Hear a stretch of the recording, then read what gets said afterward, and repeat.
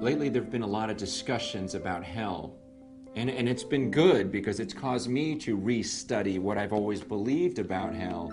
And it's interesting because some of the things that I thought were so clear, they're really not that clear in Scripture. And then there's other truths that I thought were, questionable. And yet the more I study, I go, wow, that's actually crystal clear. But the one thing that's definitely come out of this study of this topic is, wow, it's been so humbling and so sobering. I mean, I know that I've struggled with pride my whole life, but God's kind of revealed it to a completely different level. I mean, the other day, the image came to my mind of Romans 9, where God compares me to a piece of clay. And he says, you're like a piece of clay, and I'm the potter. And so just that, I thought, wow. That means I'm like a piece of clay trying to explain to other pieces of clay what the potter is like. Think about that for a second. It shows the silliness for any of us to think that we're an expert on him. Our only hope is that he would reveal to us what he is like, and then we can just repeat those things. And in Psalm 25, verse 9, he talks about how he explains his way to those who are humble. And so I'm going, hey, God, I want to be humble then because I got to know the truth about you. Humble me. Show me the pride in my life. See, and that's why I've been concerned as I've listened to some of the discussion about hell and read some of these things that are written, because I'm going, wow, the tone in which we use. I mean, we're going to be careful here. We have to guard ourselves against, first of all, heartlessness. I mean, do you understand what we're talking about? We're talking about real people here. We can't just have these theological discussions about a doctrine when we're talking about people's eternal destinies here at the same time.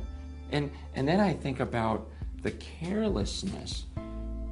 We can't be careless in this discussion. We can't just argue for our point of view or what we think is right, and so we present our case and we neglect all the other evidence. Man, do you understand what we're dealing with here? Well, we got to lay everything on the table and go, look, it's your destiny at stake, so I want to just present all of the facts, everything I can think of in this book, and let you decide, not sway you. Just go, look, here's everything I see.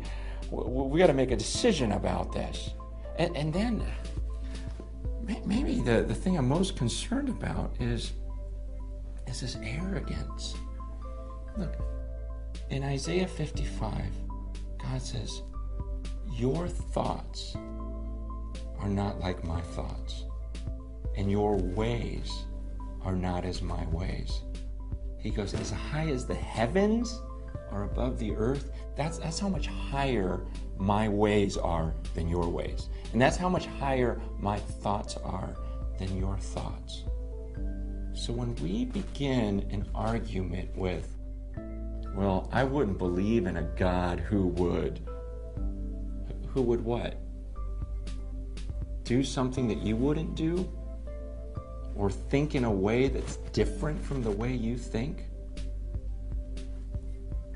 Do you ever even consider the possibility that maybe the Creator's sense of justice is actually more developed than yours? And that maybe His love and His mercy are perfect, and that you could be the one that is flawed? See, when we make statements like, well, God wouldn't do this, would He? Do you understand? At that moment, you're actually putting God's actions in submission to your reasoning. You're in essence saying, well, God wouldn't think that way or act that way because I wouldn't act that way or think that way. And yet, when I read the scriptures, man, all through this book, I go, God, there are some things you say that I would never say. There are things you do that I wouldn't think to do. I mean, even from creation, I go, so Adam and Eve sinned, and so you're going to put a curse on the earth? See, I wouldn't think to do that. And then there's other passages that are even more difficult for me to stomach, like Exodus 32, where the people sin, and God tells his priests, here's what I want you to do. I want you each to grab a sword, strap it to your side, and then I want you to run back and forth, and I want you to just start killing people. Some of them will be your brothers, your friends, because of this sin. And I'm reading that, and 3,000 people dying, going, wow, did you just do that? Or to think about the story of Job and go, really, God?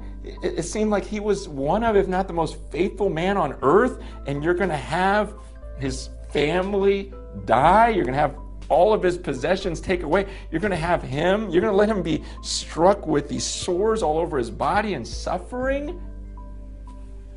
And then I get to the cross, and I go,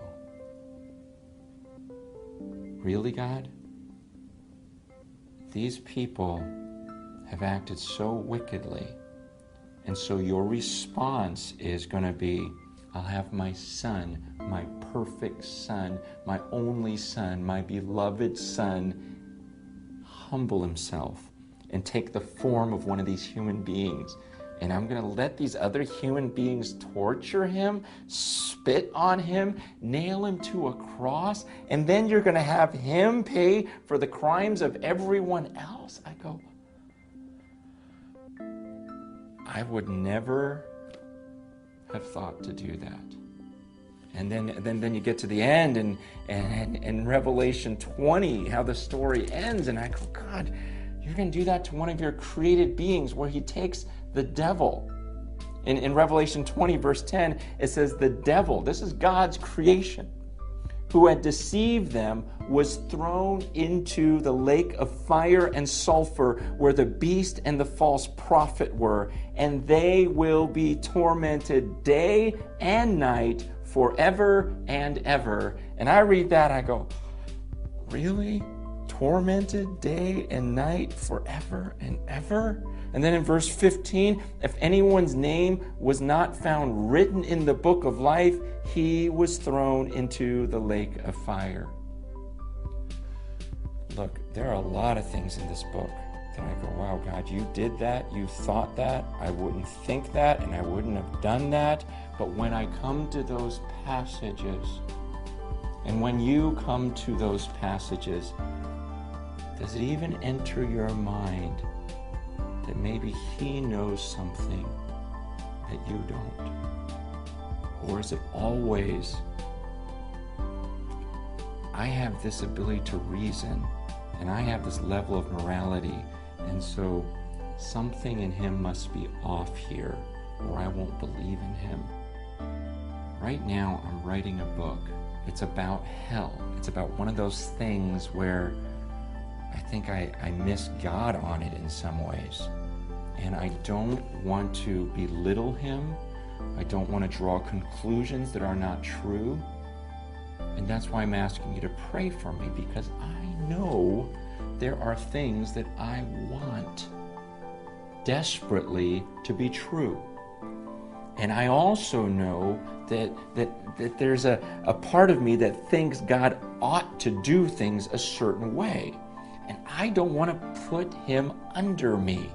I want to be honest and say, look, here's all that God has written. I don't want to draw any conclusions that aren't there. I don't want to read into it too much. I just want to present this fairly, and I don't want to misrepresent him. And I want to encourage you, as you discuss this, it's good that you discuss these things, but I'm asking you, do it with humility. Confess, pray, fast, and study diligently on this one, because we can't afford to be wrong on this issue.